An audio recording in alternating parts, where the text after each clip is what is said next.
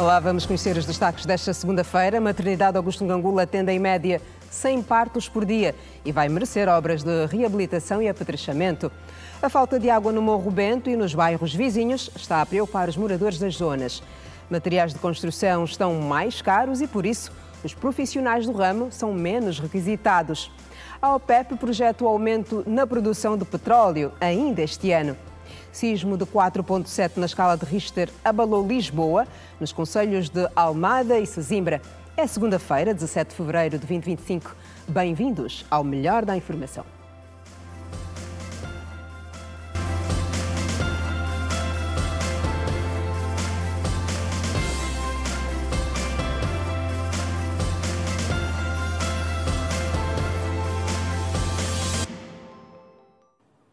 Olá, boa noite.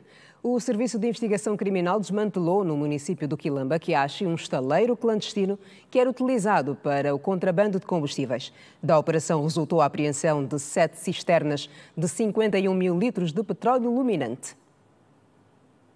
Há mais de 7 anos que o estaleiro clandestino funcionava no bairro Aníbal Rocha. O SIC apreendeu 7 cisternas de petróleo com mais de 50 mil litros. De acordo com o porta-voz-geral do SIC, Manuel Laiwa, o combustível é adquirido diretamente na Sonangol e distribuído para outros revendedores. Apresentados têm sido adquiridos diretamente na concessionária de bandeira nacional, no caso a Sonangol, mas é destinado para algumas empresas públicas, portanto, seriam para fornecer essas empresas públicas que precisam destes produtos petrolíferos. Sendo que há um descaminho. As bombas da Sonangol, como sabe, ou os caminhões que distribuem produtos da Sonangol, como sabe, nunca poderiam distribuir diretamente para este local este produto. Portanto, o produto deve ser descarregado em postos de abastecimento de combustível, tanto em lugares próprios, com a segurança necessária, e depois dali então é redistribuído para, quer para empresas ou para outros revendedores. Mas o que verificamos aqui, esse produto devia ser destinado a algumas empresas públicas que estão ainda também a ser verificadas, e vêm para aqui, são acondicionados e depois daqui são redistribuídos, tanto quer na venda ilegal, quer também vendidos para aqueles pontos fronteiriços, como sabe. Durante a operação, o SIC deteve em flagrante 4 cidadãos que mantinham o estaleiro em funcionamento. Foram detidos em flagrante delito 4 cidadãos que estavam a explorar este estaleiro. Estamos a falar de 3 cidadãos nacionais e, portanto, um estrangeiro da República Democrática do Congo, de 83 anos. Portanto, as idades entre eles variam dos 19 até os 83. Aqui, dados ainda que chamam a atenção, o facto de estar num lugar bastante movimentado, cuja denúncia devia ser feita muito antes. Significa que também, quer os moradores ou outros, aqui nessa circunscrição, devem estar a colaborar para manter esse foco aqui. A comercialização do produto também era feita em bidões de 20 litros. Vendem aqui em bidões, mas também muitos desses bidões são, como dissemos, preparados posteriormente para o contrabando. Ou seja, os bidões saem daqui em tamanhos de 25, de 1000 litros e devidamente forrados, quer com papelões ou com sacos, são levados para outros pontos onde podem ser comercializados a preço mais elevado. Tanto aqui é sempre tudo na base da busca do lucro fácil. Esta ação teve a participação da Polícia Nacional e a Direção Nacional de Combate ao Crime Organizado. A UNITA quer ver desvendado o mistério das dezenas de mulheres mortas em lavras na província de Kwanza Norte nos últimos meses. 2 deputados da UNITA no Kwanza Norte foram vítimas de violência e de detenção ilegal, segundo a direção do Partido do Galo Negro, quando participavam de uma manifestação pacífica para exigir que as autoridades investiguem o fenómeno por trás das mortes. A detenção dos deputados Francisco Fernandes Falua e João Quipipa Dias aconteceu neste domingo quando participavam numa manifestação para exigir que as autoridades investiguem com celeridade e prioridade os casos de assassinatos nas suas lavras de mais de 10 camponesas. Segundo uma nota divulgada pelo grupo parlamentar da UNITA, existe na província um clima de indignação terror e medo, e ao invés de a polícia proteger os manifestantes que marchavam pacificamente, exigindo a captura dos autores dos crimes, os agentes da Polícia Nacional cometeram outros crimes. Violaram o direito à liberdade, à dignidade humana e à integridade física dos cidadãos. Por esta razão, uma delegação do grupo parlamentar da UNITA, composta por 40 deputados, deslocou-se nesta segunda-feira à província do Kwanza Norte para constatar as ocorrências da marcha, bem como a situação das famílias das vítimas e manter conversas com o governo local, Comando Provincial da Polícia Nacional e a Procuradoria-Geral da República no Kwanza Norte. Tendo havido violação grave da Constituição, violação de direitos constitucionais, era importante que estivéssemos aqui para manifestar a nossa posição de repúdio, de indignação, deixar bem claro que os autores desta violação, os autores dos assassinatos deverão ser responsabilizados. Portanto, nós vamos fazer uma participação à Procuradoria-Geral da República para que aqueles que detiveram os nossos deputados, detiveram de forma ilegal cidadãos que estavam no exercício dos seus direitos constitucionais, sejam responsabilizados. O mais importante do esclarecimento dos crimes é evitar que a situação de assassinatos continue aqui na província do Kwanza Norte. Foi também detido, na ocasião, o jornalista António Domingos, secretário provincial do Sindicato dos Jornalistas Angolanos, enquanto cobria a manifestação de protesto. Pela gravidade do ocorrido, o Sindicato dos Jornalistas Angolanos pretende intentar uma ação judicial contra os autores por configurar crime de atentado à liberdade de imprensa. A Polícia Nacional no Kwanza Norte esclarece que tomou conhecimento por via de uma denúncia pública da interdição da Estrada Nacional número 230 por pessoas não identificadas que impediam a circulação. Segundo a polícia, nesta concentração havia mais de 50 pessoas trajadas com indumentárias pretas e durante a reposição da ordem, os cidadãos envolvidos nesta ação insurgiram-se contra os agentes em serviço, tendo sido recolhidos para a esquadra mais próxima. Depois de devidamente identificados, percebeu-se a presença dos deputados da Assembleia Nacional, tendo os mesmos sido imediatamente postos em liberdade. O direito de reunião e manifestação está previsto na Constituição angolana. A maternidade Augusto Ngangula, de referência em Luanda, atende em média 100 partos diariamente. A hipertensão e as hemorragias antes e depois do parto são os casos mais frequentes que dão entrada nas urgências. A unidade sanitária vai merecer obras de ampliação e apetrechamento. Só de partos cesariana são realizados em média 30 a 35 diariamente. Um número que tende a diminuir com a construção de novas unidades hospitalares materno-infantil de referência. Porém, a hipertensão arterial está entre as preocupações da direção da maternidade Augusto Ngangula. Madalena Diogo sinalizou que o agravamento do quadro hipertensivo durante a gestação coloca em risco tanto a vida do bebê quanto a da mãe. Para além dos partos, o que chega são as hemorragias, hemorragia anteparto e pós-parto. Essas hemorragias que são emergências obstétricas e, para além disso, temos também a hipertensão arterial específica da gravidez, que as mulheres às vezes chegam em eclâmpsia, significa, para além de hipertensão, a mulher convulsiona. São esses casos que mais nos preocupam nesse momento. A pré-eclâmpsia é um distúrbio que acontece por defeito da placenta. E na pré-eclâmpsia grave ou eclâmpsia, a conduta é a interrupção da gravidez. Se nós não interrompermos a gravidez por via cesariana ou parto normal, vai complicar não só a vida da mãe, como a vida fetal também. Nós temos em média de parto 70 partos dia e temos entre 30 a 35 cesarianas por dia.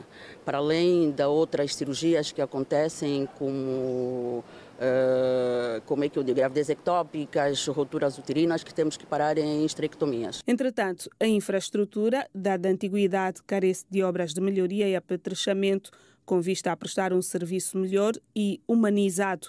Um trabalho que vai acontecer nos próximos tempos, disse o secretário de Estado para a área hospitalar, Leonardo Inocêncio, no fim de uma visita ao hospital de nível 2. Preocupa a questão dos blocos operatórios, os serviços de apoio à gestão. Estamos a falar lavandaria, refeitório, as consultas externas, hemoterapia, estão em condições não muito boas, assim como o core business fundamental, que são as parturientes, né? O nível da acomodação, a forma que estão a nível do hospital não satisfaz. Os engenheiros já estiveram cá a trabalhar. Existe uma proposta em análise e é esse o trabalho que vamos acelerar. O arranque das obras depende da finalização desse estudo de projetos. Mas uma boa informação é que esse projeto já está dentro do orçamento do Ministério da Saúde. Já está escrito no OGE para, finalizado o estudo, começar-se com a parte das obras. O secretário Leonardo Inocêncio garantiu, por outra, que a maternidade não vai encerrar os seus serviços durante as obras, com duração de aproximadamente 2 anos. 2 anos a mais. Será feito de forma faseada, sem interrupção dos serviços, cada uma das áreas. O projeto de obras de reabilitação, apetrechamento e modernização da maternidade Augusto Ngangula é resultado de um acordo assinado em janeiro de 2025. A região da Camochiba, na Samba, carece de intervenção urgente, dados amontoados de lixo, águas paradas e o mau cheiro decorrente destes resíduos. Em tempos de surto de cólera e de outras doenças, a população mostra-se preocupada com a situação. O excesso de amontoados de lixo, águas paradas e o mau cheiro ainda fazem-se destacar no município da Samba, mais concretamente na região da Camochiba, onde moradores estão preocupados devido ao vibrião colérico que já vitimou mais de 100 de pessoas em Angola. Porque as moscas pousam na lixeira e elas também entram nas casas dos moradores. Então, essa é uma das consequências. E vai também, as baratas em si também, lá pousam, vão entrando nas casas dos habitantes, também isso é uma das consequências, visto que nessa altura está-se a falar muito da epidemia que se chama-se a cólera, né, que está assolando tantas famílias. E depois tem mais outro elemento que a chuva. A chuva chegou e ainda é uma das influências das doenças que nós que as comunidades podem ter.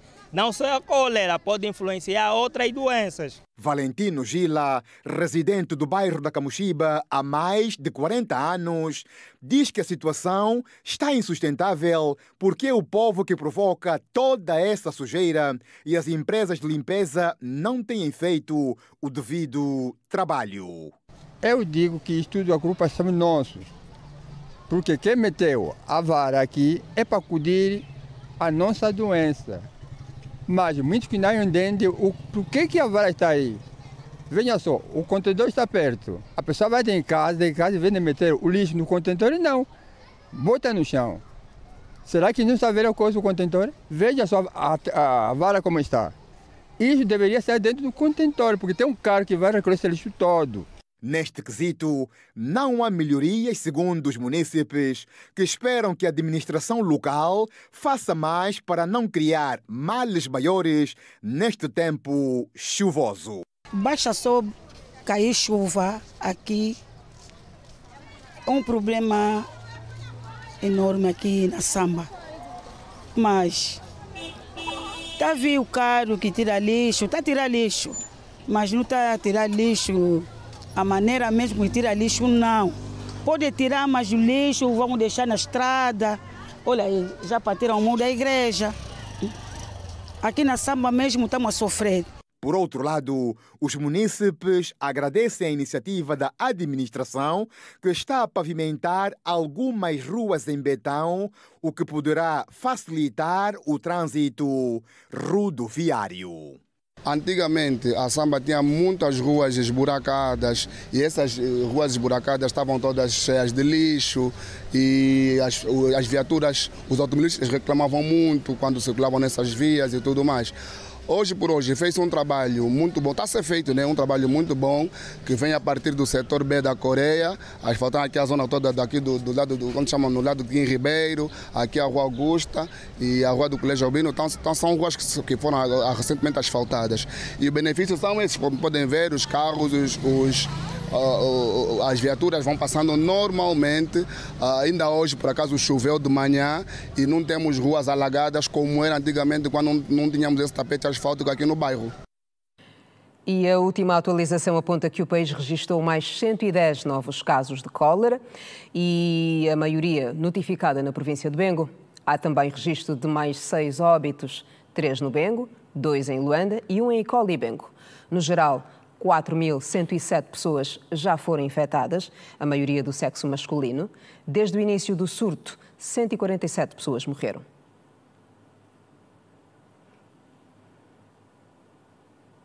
E a escassez de água canalizada na zona do Morro Bento, em Luanda, continua a preocupar os moradores. A situação se estende aos bairros vizinhos de Gamec e Futungo, onde os moradores falam das dificuldades no acesso à água. A irregularidade no fornecimento obriga as famílias a recorrerem a revendedores informais que cobram entre 200 a 250 kwanzas para cada 20 litros de água. Agora está 3 bidões 500 kwanza. Antes vendiam um bidão 200, 250. Eu até mandei cortar o tubo para ver se entra água aqui. Mesmo assim, nada, nem um pingo. E já está há muito tempo. São os chineses que fizeram isso. A situação é também crítica nas áreas como Futungo 2, Morro da Luz e Gameca à direita, onde os residentes afirmam que a água só chega às torneiras de forma esporádica. Pronto, compramos a 200 kwanza. E não só, a pessoa que vai trazer água deixa na porta e nós contratamos alguém para poder... Tipo, nós aqui no edifício, para ir lá deixar no segundo andar. É também outro valor, em que pago 100 kwanza, então equivalente a 300 kwanza cada bidão. No nosso caso, somos 4 pessoas e, neste caso, por dia temos gastado 3.000 kwanza só para alguns bidões de água. A senhora Maria da Conceição, moradora da Rua do Comitê, no bairro da Gameca à direita há mais de 30 anos, afirmou que presenciou a chegada da água encanada apenas 2 vezes em todo este período. Em 2022, o Estado mandou um trabalho aqui que foi efetuado e nós já estávamos confiados que tínhamos água. Cartamos por 2 vezes, desde que cortaram não temos água. Agora passa aqueles carros das motas e compramos o bidão a 250. Nós chamamos estradas principal que vai para Gamec, que é aqui da Gamec à direita. Eles cavaram e taparam, disseram que a água só vai ser para o hospital. E nós lamentamos muito, nós aqui que temos as torneiras não temos água. Com o governador novo que nós temos, com sangue de branco, queremos ver o que ele pode fazer por nós. Na Samba, especificamente na rua Costa do Sol, a população clama por melhorias. Eles falam do alto custo para garantir água para o consumo diário. É muito gasto, porque eu até havia preparado aí a semana passada 20.000 kwanzas, que era para encher o meu tanque de 5.000 litros. Acabei por gastar nos bidões e fiquei sem água no tanque. Agora estou a usar o método de comprar os bidões nos jovens. Mas também dizem que a água parou de sair devido à nova canalização que fizeram aí a estrada. Não sei se vocês tiveram conhecimento que abriram a estrada e fizeram uma nova canalização.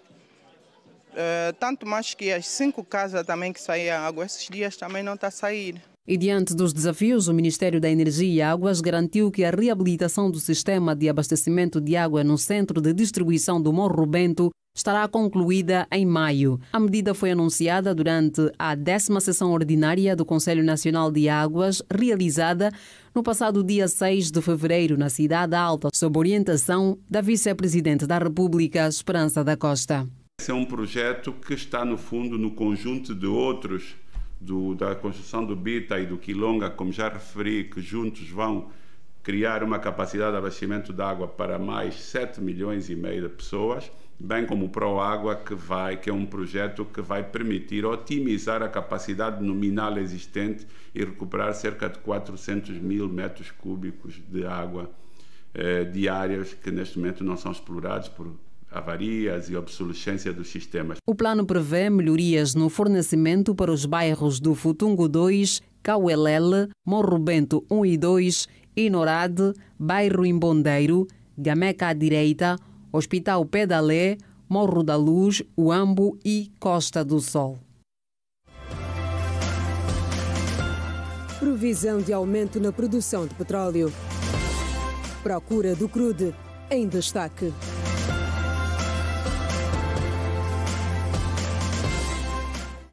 Angola voltou hoje às negociações para a sua adesão ao protocolo da Zona de Comércio Livre da SADC. O país reajustou as suas linhas tarifárias em 90%. O processo de negociações arrancou esta segunda-feira em Luanda, na segunda edição do Fórum sobre Trocas Comerciais.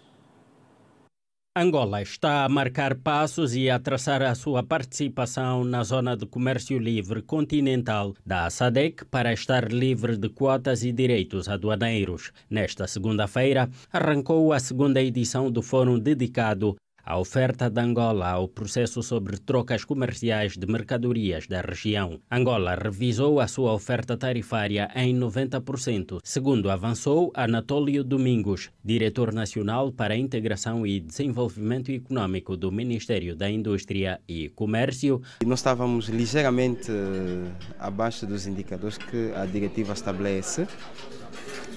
E então os Estados-membros, tanto em sede da reunião técnica que tivemos em primeiro momento,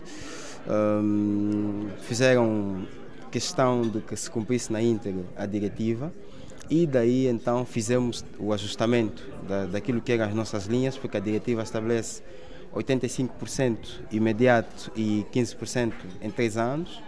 Nós estávamos com 85% imediato e os 15% em 7 anos. Então, fizemos esse ajustamento para os 5 anos, mas fomos um pouco mais ambiciosos e carregamos as nossas linhas tarifárias na oferta em 90%. Ou seja, Angola traz para a proposta revista perto de 5.408 linhas tarifárias, restando 500 e poucos linhas para a entrada em vigor depois, nos 5 anos a posteriores à implementação do protocolo. O processo de integração recomenda que determinados produtos sejam imediatamente liberalizados. O país procurou cumprir com estas recomendações e, por isso, espera ter consenso nesta reunião técnica. Na estratégia negocial, alguns produtos que nós carecemos efetivamente de produção interna e que não temos indicação, por exemplo, de movimento de produção, e também aqueles que tinham a tarifa aduaneira baixa, tanto foram para a liberalização imediata. Aqueles que temos indícios de produção e que, tanto por isso também são protegidos com uma tarifa aduaneira alta, tanto foram para o desmantelamento em 5 anos. Os produtos, maioritariamente, são produtos que se encontram no programa ainda vigente que é o PRODES. Os peritos avaliam a submissão de Angola. O secretariado da SADC considera a oferta valiosa e diz que enquadra-se nos interesses dos países da Zona de Comércio Livre, com perspectiva de ganhos comuns, segundo o gestor dos programas da SADC, Alcides Monteiro. Estamos a ver, daqui a 2 anos, efetivamente, a Angola a implementar a Zona de Comércio Livre e tendo acesso ao livre mercado da SADC, sem cotas, sem direitos aduaneiros.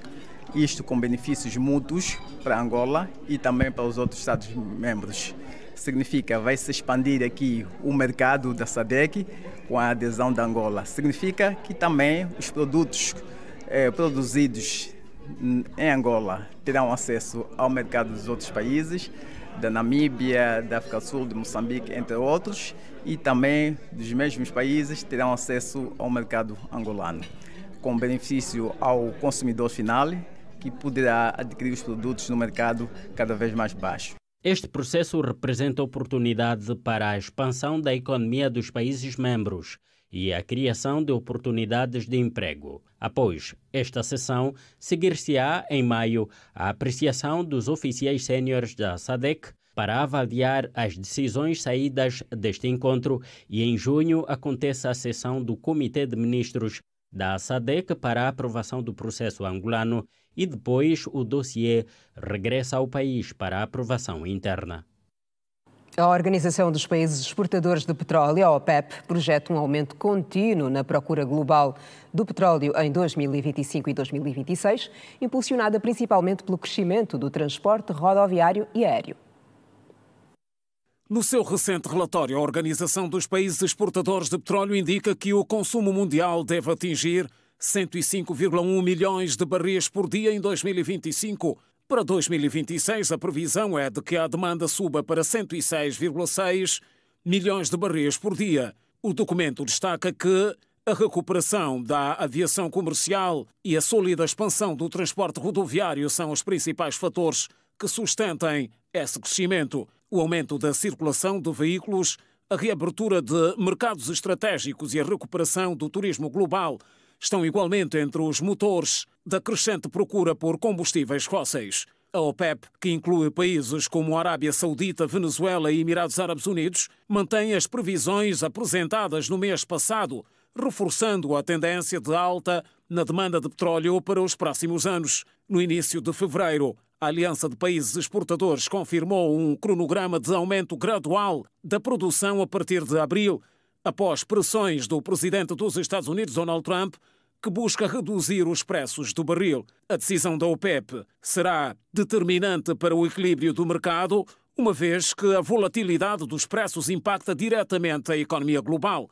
Especialistas alertam que, apesar do crescimento da demanda, fatores como a transição energética e a expansão das energias renováveis podem influenciar o mercado de petróleo no médio e longo prazo. Ainda assim, o relatório da OPEP reforça a posição do petróleo como peça central da matriz energética global nos próximos anos. O Presidente da República disse que não pensa e não vai avançar para um terceiro mandato à frente dos destinos do país. Numa entrevista concedida à revista francesa Jeune Afrique, João Lourenço esclareceu que, se fosse esta a sua vontade e a do MPLA, já no seu primeiro mandato teria sido feita a emenda à Constituição no número de mandatos do Presidente da República, em sede da revisão que se fez na Assembleia Nacional. O chefe de Estado foi claro a afirmar que a Constituição da República de Angola permite somente 2 mandatos, então que o documento reitor seja cumprido. Entretanto, o Presidente da República, João Lourenço, disse que tal intenção nunca é das pessoas individualmente, é dos partidos políticos, tendo realçado que, se tivesse, fosse intenção do MPLA alterar a Constituição para permitir um terceiro mandato ao Presidente da República. Tê-lo-ia feito a quando da revisão constitucional realizada no seu primeiro mandato. Eu não sei porque considero essa questão delicada. Para mim não é delicada. É delicada por quê? Se a Constituição diz isso, cumpra-se. Ok? Se a Constituição diz isso, cumpra-se. Mas, antes de dizer cumpra-se, deixe que eu lhe recorde que se haver essa intenção por parte do MPLA, essa intenção nunca é das pessoas individualmente, é dos partidos políticos. Se tivesse havido a intenção da parte do MPLA em alterar a Constituição para permitir um terceiro mandato ao Presidente da República, tê-lo-ia feito. Porque, por isso é que eu dizia, deixa-me recordá-lo. No meu primeiro mandato, por iniciativa do MPLA, que tinha maioria qualificada no Parlamento, então tinha mais de 2/3, poderia ter alterado o artigo que estabelece que só tem 2 mandatos. Teve essa possibilidade. A iniciativa de mexer na Constituição naquela altura foi nossa. Mexemos em tudo o resto, não tocamos neste quesito da limitação dos mandatos em 2. O Presidente reiterou que naquela altura a iniciativa de mexer na Constituição foi do Executivo e disse que, se fosse vontade do partido que suporta o governo, a alteração seria feita, já que o MPLA tinha maioria qualificada no Parlamento. Fala-se aí muito, porque quer terceiro mandato. Tê-lo-íamos feito. Teríamos mudado, ali não haveria milagres a fazer. Ninguém conseguiria impedir que essa alteração fosse feita. Ninguém. Porque o MPLA, naquela altura, tinha a maioria qualificada de 2/3 no Parlamento. Portanto, tinha, como se costuma dizer na gíria, tinha a faca e o queijo na mão. E nós não usamos a faca para cortar o queijo na medida dos nossos interesses. Se tivesse havido esse interesse de fazer com que o Presidente da República tivesse mais que 2 mandatos. O Presidente da República, João Lourenço, descarta qualquer intenção de alterar a Constituição da República para concorrer a um terceiro mandato. Quanto ao seu sucessor, Nesta entrevista, o chefe do Estado disse que esta pessoa terá de ser alguém que venha a servir o país, igual ou melhor do que ele está a fazer.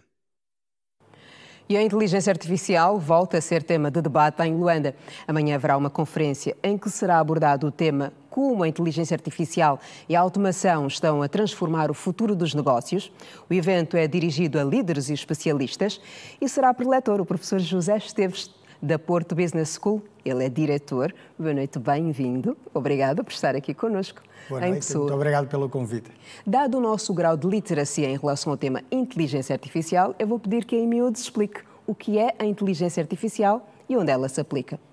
Basicamente, a inteligência artificial dedica-se a tentar que as máquinas adoptem e façam iniciativas que normalmente fazem os seres humanos. De uma forma muito sucinta, é basicamente isso que nós pretendemos. E agora, como é que aplicamos isso aos negócios? Existem muitas tarefas, muitas atividades onde hoje em dia o ser humano está a fazer um trabalho muito expositivo de máquina. A ideia é tentar automatizar todos aqueles processos que não adicionam muito valor, onde o ser humano e os empregados podem ficar mais liberados para fazer processos que são mais complexos e de toma de decisão. Mas o que é que nós vamos ter amanhã, porque o evento é já amanhã, o que é que os líderes e especialistas que vão participar da conferência vão poder tomar contacto? O que nós vamos ver amanhã é como está a evolucionar a inteligência artificial nos últimos anos, que avançou rapidamente nos 2 últimos anos. Já temos muitas capacidades onde já podem ser incorporadas nas empresas, onde os líderes vão poder ver, vão poder aumentar a produtividade muito rapidamente, acrescentar valor e também inovar nas empresas hoje em dia que nós precisamos e tentar melhorar o próprio talento e os negócios nas empresas. E vamos ver como é que também, para desmistificar um pouco o que se está a falar hoje no mundo, como se pode conviver pessoas e máquinas e como é que nós, seres humanos, podemos utilizar as máquinas para melhorar a nossa qualidade de vida. Ainda tem este conflito, as máquinas substituírem os seres humanos. Não há risco de perdas de emprego no futuro? Vai haver, e acho que somos conscientes, mas estamos a falar de empregos que hoje em dia as pessoas se calhar também já não deviam estar a fazer, como por exemplo estar a verificar documentos, onde é um trabalho que é pouco humano. Então se calhar, se os líderes conseguirem compreender qual é a importância da inteligência artificial, vamos ter trabalhos onde vão dignificar a qualidade e fazer propostas de trabalhos mais qualificados de maior valor. Recentemente, Paris acolheu uma grande cimeira sobre inteligência artificial e um dos pontos assentes que ficou é que as nações não desenvolvidas ou não tão desenvolvidas, em desenvolvimento, teriam mais dificuldades em lidar com a questão da inteligência artificial pelos atrasos e pela pouca literacia. Totalmente de acordo. E eu acho que é algo urgente, e nós amanhã vamos falar disso, é urgente que hoje em dia se democratize o uso da inteligência artificial. Por isso, os países não podem perder a oportunidade de fazer literacia para todas as capas da população. A inteligência artificial tem uma vantagem que vai pôr à disponibilidade de todo o mundo um conhecimento que até agora era impossível. Hoje em dia acho que essa é a grande vantagem, mas ao mesmo tempo as pessoas precisam ser formadas nesta nova realidade. Nós, por exemplo, Angola comprometeu-se nesta mesma cimeira em melhorar a literacia dos stakeholders em relação à inteligência artificial para a aplicação na função pública. Também é o caso de Portugal? Portugal também já está a investir muito, está a acontecer em vários países. Portugal, como Angola e outros países, já deram conta que para melhorar o serviço ao cliente, dar uma resposta mais imediata, uma resposta mais personalizada, que é o que vai permitir hoje em dia a inteligência artificial, é uma grande vantagem para a administração pública. Eu só gostaria de mencionar que não basta só literacia, Portugal também já está consciente disso, é preciso melhorar a infraestrutura, porque afinal a inteligência artificial funciona com a internet. A internet também tem que funcionar. O que quer dizer que os investimentos para que estes desideratos sejam postos a funcionar vão gerar muitos custos. Totalmente de acordo. Vão gerar custos, tanto a nível de infraestruturas também como energia. Está a haver um grande debate hoje em dia pela quantidade de energia que vai consumir a inteligência artificial. Mas eu estou totalmente de acordo que toda a parte de infraestrutura vai trazer custos. A parte de conhecimento que vai ser democratizada, mas para se aceder ao conhecimento é preciso investir em infraestrutura. Não está em Angola só para esta conferência de amanhã. Com certeza tem outras atividades. O que mais lhe traz para Angola? Estamos a fazer uma missão estratégica da Escola de Negócio, onde estamos a visitar várias empresas de Angola. Com algumas já temos colaboração, estamos a definir novos acordos de colaboração.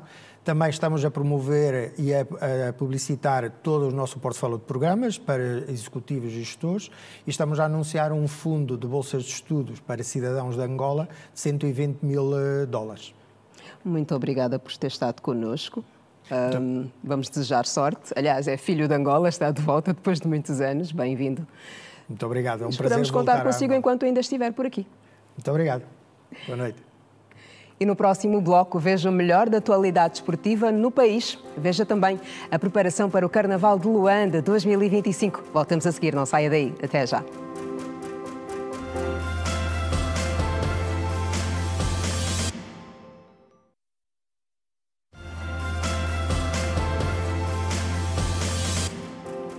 Olá, bem-vindos de volta. A subida dos preços dos materiais de construção civil, para além de adiar o sonho da casa própria, estão a afetar a requisição de técnicos da área. A nossa equipa de reportagem foi ouvir alguns profissionais sobre como têm gerido o problema. A subida dos preços dos materiais de construção tem causado vários constrangimentos. Se por um lado já adia o sonho dos jovens para a construção da casa própria, por outro lado transmite um futuro incerto quanto à procura dos profissionais da área. Nos afetou mesmo porque antigamente tínhamos mais clientes e atualmente nós como pedreiros já não temos cliente. E estamos a chegar a um ponto que até não temos obra suficiente. Estamos à espera da Imamã nos trazer 100 blocos para nós construirmos, pagar 2 mil. E é muito difícil para nós, porque não estamos a conseguir também de sustentar a nossa população, a nossa família devidamente. Os preços subiu muito mesmo. E isto traz uma grande dificuldade, porque não podemos ter acesso de podermos construir devido ao material estar muito caro. Realmente são poucos clientes, porque o produto está muito caro no mercado e os que têm vontade de poder construir e se causa grandes dificuldades mesmo. Fora a questão do preço alto, está também a própria qualidade do produto que, de acordo com alguns profissionais, muitas vezes deixam a desejar. Não tem qualidade. O varão está a esfregar com a mão. Não tem qualidade mesmo. Não tem qualidade. O cimento também já não tem aquele químico antigamente. Tudo está estragado. Você mista o cimento agora. Se você dizer que atrasa um pouco, não é muito assim apressado, depois de 2 horas já não favorece. Quando nós pegamos que rebuscar o tribo, arame, pregos, etc. Então, é problemas a sério que nós estamos a passar. Não tem a ver com o técnico é problema, o patrão também é problema. Por exemplo, que sobra aqui já está há 1 ano e tal. Ande para porque as possibilidades não estão a permitir. Esse é um problema a sério. Cimento está 6.200 a 6.000 kwanza. De onde é que nós vamos parar? Félix, por exemplo, é daqueles jovens que está na luta de terminar de construir a casa própria, cuja obra está parada há mais de 2 anos. Comprar o material, obviamente, é caro e procurar os serviços dos homens que fazem o trabalho de construção também tem sido caro. Obviamente que vai subindo, eles acompanham gradualmente em função dos preços que vai subindo no mercado. Tem deixado dificuldade. Eu, por exemplo, tenho uma obra dentro de um condomínio e já se passam 2 anos ou 2 anos e meio que não meto nenhum bloco. Não meto nenhum bloco porque está a ser difícil. E um saco de cimento, quando começamos, o saco de cimento estava, se a memória não me falha, 3.000 e tal, hoje já está 6.500. Mas engana-se quem pensa que este problema só afeta os técnicos de construção civil. A título de exemplo, Rosário Tomás, a empresário do setor imobiliário, lamentou e relatou como o seu negócio tem sofrido com a subida dos preços. Isso nos dificulta a cumprirmos na íntegra, né, com a entrega das casas aos clientes. Portanto, é difícil, mas estamos aqui para nos adaptarmos ao novo sistema econômico. E no final, não faltou o pedido de apoio imediato para que a situação não venha a piorar. Que está mesmo difícil, o sonho da casa própria. Pedimos às nossas instâncias governamentais que vejam esse caso, baixem os preços, sentem com os empresários na área de construção, trazem mais materiais, que baixem. Se baixar, obviamente que vamos conseguir construir o sonho da casa própria. Obviamente também não podemos depender totalmente do governo para fazer o sonho da casa própria. Nós, os jovens, temos força para trabalhar e se nos derem trabalho, baixar o material, conseguimos as nossas casas sem afetar o governo, sem dizer que o governo tem que fazer casas próprias. O governo não vai chegar para fazer para nós todos. Nós somos 35 milhões de habitantes. Aumento dos preços dos materiais de construção afetam requisição dos profissionais. E já estamos na página desportiva. O Desportivo da Willa encerra mais uma semana de preparação com vista à segunda volta de Girabola, com saldo positivo. O técnico Paulo Torres diz que a equipa está pronta para o que resta da temporada. O técnico do Desportivo da Willa, Paulo Torres, considera que a equipa está pronta para a segunda volta do Girabola.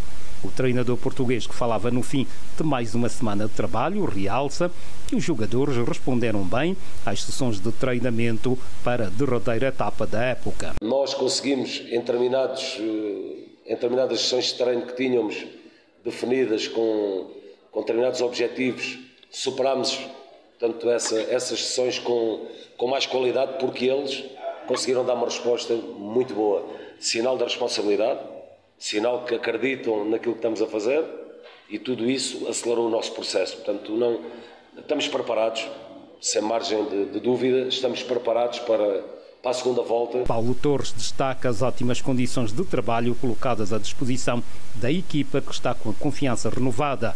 O técnico acredita que o seu conjunto pode dar uma grande resposta no segundo turno do campeonato. E enaltecer as condições que o nosso departamento de futebol, que toda a direção do clube, o sponsor, também nos criou neste espaço de tempo para nós desenvolvermos o nosso trabalho, porque podes ter as coisas muito bem preparadas, muito bem idealizadas, mas se não houver uma equipa por trás para te dar apoio, não consegues fazer o teu trabalho. E aí também muito positivo, portanto estamos bem, estamos confiantes e acreditamos que podemos dar uma grande resposta.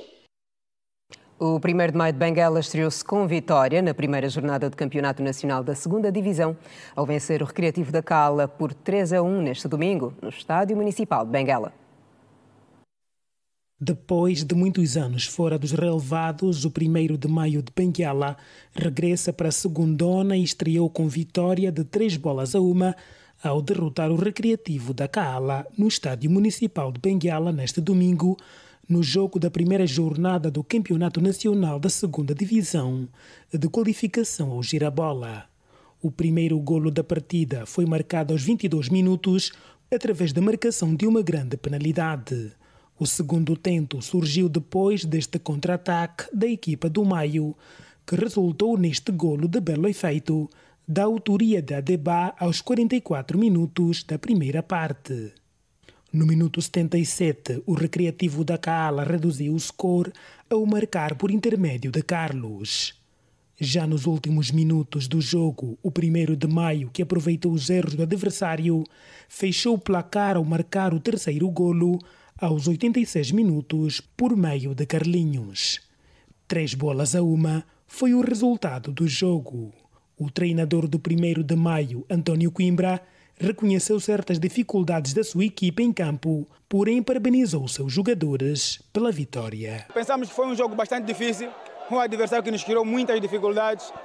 Ganhamos, é no ganhar que está, é no aproveitar que está o ganho. Penso que criamos a oportunidade, fizemos gols, estamos de parabéns pelos primeiros 3 pontos. Nunca foi fácil. Parabenizar as 3 equipas que estiveram aqui. Penso que quem teve cá saiu aqui feliz pelo trabalho das 3 equipes.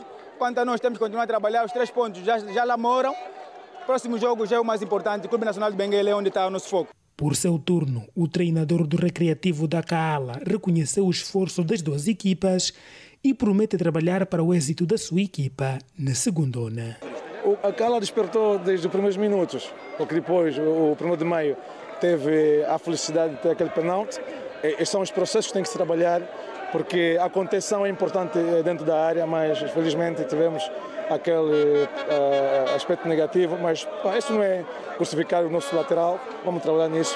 Mas está de parabéns as duas equipas, está de parabéns, eu cresci também aqui nessa província, gosto também de estar cá, mas eu nesse momento falo com a Kaala, que vai continuar a trabalhar num processo mais evolutivo para continuar a subir nesse objetivo de subir na primeira divisão. Resumo da partida 1º de maio recreativo da Kaala, em jogo da primeira jornada da segundona, onde a equipa da Rua Domingos do O já soma 3 pontos. Carnaval, festa do povo. 50 anos da independência nacional nos enredos e as dificuldades dos grupos. Em destaque.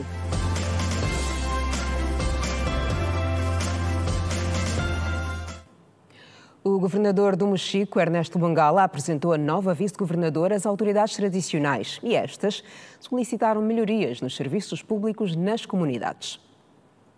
Nesta segunda-feira, o governador do Mochico, Ernesto Mangala, apresentou às autoridades culturais e religiosas a nova vice-governadora do setor político, social e econômico.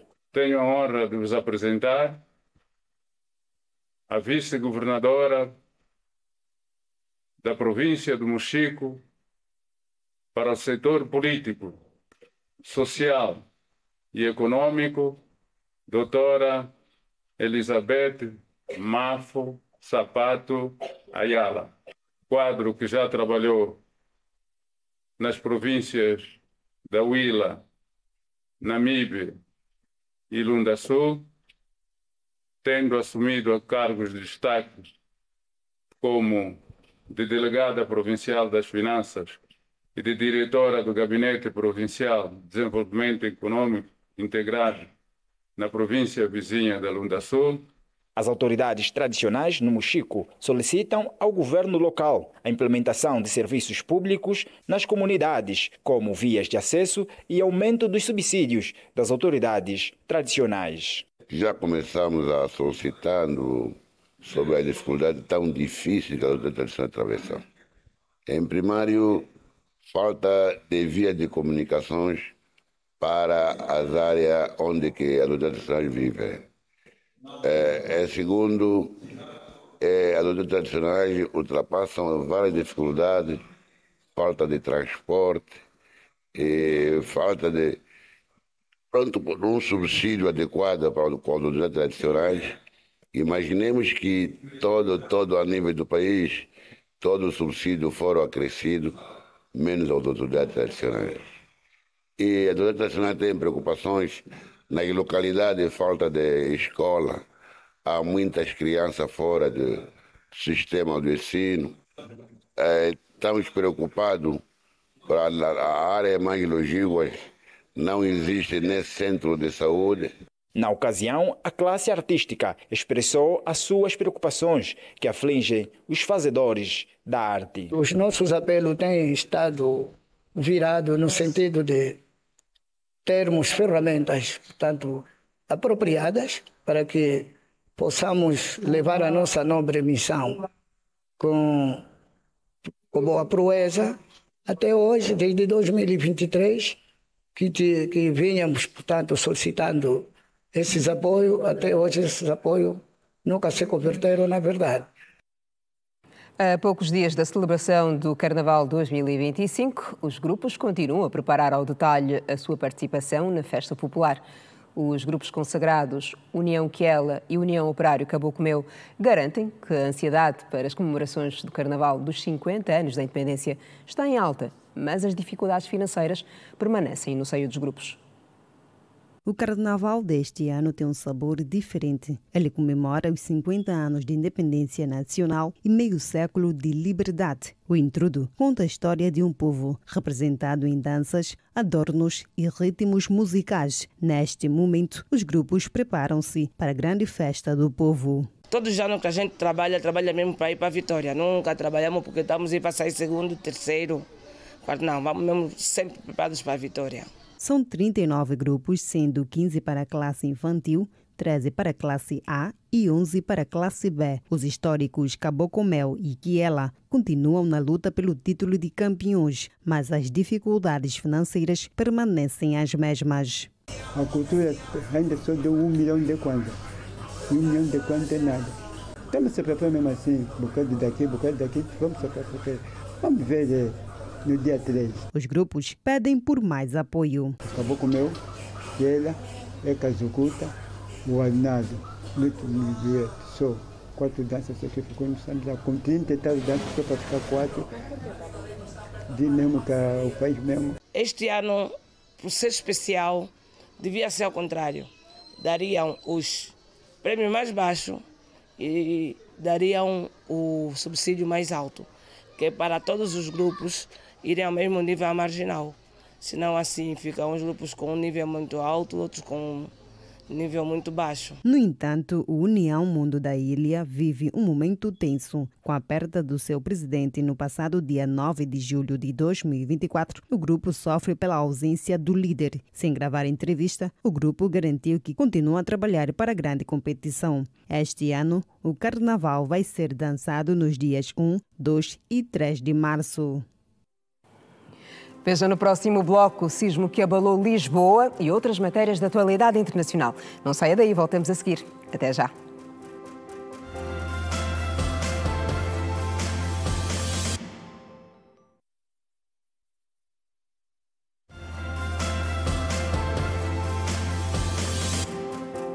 Estamos na terceira e última parte do jornal. Na sequência ao jornal, por favor, não deixe de acompanhar mais um Girassol Debate. Hoje o tema são criptomoedas e a condução será do Alberto Capitão. Mas voltando à nossa atualidade, a Igreja de Bom Jesus comemorou neste sábado o seu 44º aniversário. O culto de celebração contou com a presença da vice-presidente do MPLA, Mara Chiosa.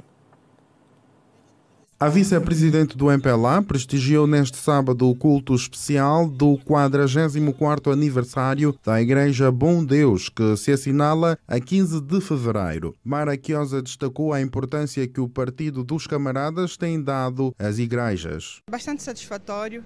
Em primeiro lugar, parabenizar a Igreja Bom Deus pelos 44 anos de evangelização, pelos 44 anos de vida dedicada a Deus. Portanto, a nossa presença aqui hoje demonstra claramente a importância que o nosso partido sempre deu e seguramente continuará a dar às igrejas. Aliás, gostaríamos de enaltecer aqui o excelente trabalho que a Igreja Bom Deus tem estado a realizar junto das nossas comunidades, essencialmente aqueles direcionados à área social, como a construção de importantes infraestruturas, como centros de saúde e escolas, que têm estado a beneficiar as nossas populações. O papel que as igrejas têm desempenhado no apelo à responsabilidade social que os fiéis devem ter não passou despercebido pela vice-presidente do partido. A igreja continua a ser esse bom parceiro, esse parceiro importante. Aliás, temos estado a acompanhar algumas homilias onde os nossos reverendos, os nossos pastores têm estado sempre a passar a mensagem da necessidade da preservação dos bens públicos, da necessidade de denúncia desta vandalização. Agora que o nosso país está a atravessar um momento relativamente complicado em relação à cólera, também temos estado a sentir a presença firme das nossas igrejas no combate e na prevenção da cólera. Portanto, muitas vezes em aspectos também relacionados mesmo à necessidade de preservação dos nossos valores morais e cívicos. Enfim, a Igreja tem sido essa grande instituição que tem estado a trabalhar afincadamente com as nossas populações, no sentido de, ali onde for possível, ajudarem também o nosso governo na melhoria das condições sociais das nossas populações. Apesar dos desafios enfrentados ao longo destes 44 anos de existência, a Igreja tem conseguido se manter viva, guiando os jovens às boas práticas baseadas na Bíblia, tal como referiu Alberto Cassanda, porta-voz da denominação religiosa. Que significa a juventude está má, mas com a palavra de Deus, uma igreja viva e uma igreja santa, essa igreja tem poder para destruir os corações maus e converter as pessoas a serem boas para a humanidade. Sequência de cânticos que engrandecem o nome de Deus e oração marcaram o dia de celebração do aniversário da igreja formada por Simão Lutumba em memória. Os fiéis classificaram a igreja como uma escola. A princípio, 44 anos, a Igreja Bom Deus é uma escola, e sendo escola, é uma instituição que, né, formou vários quadros, inclusive empresários, pastores e não só.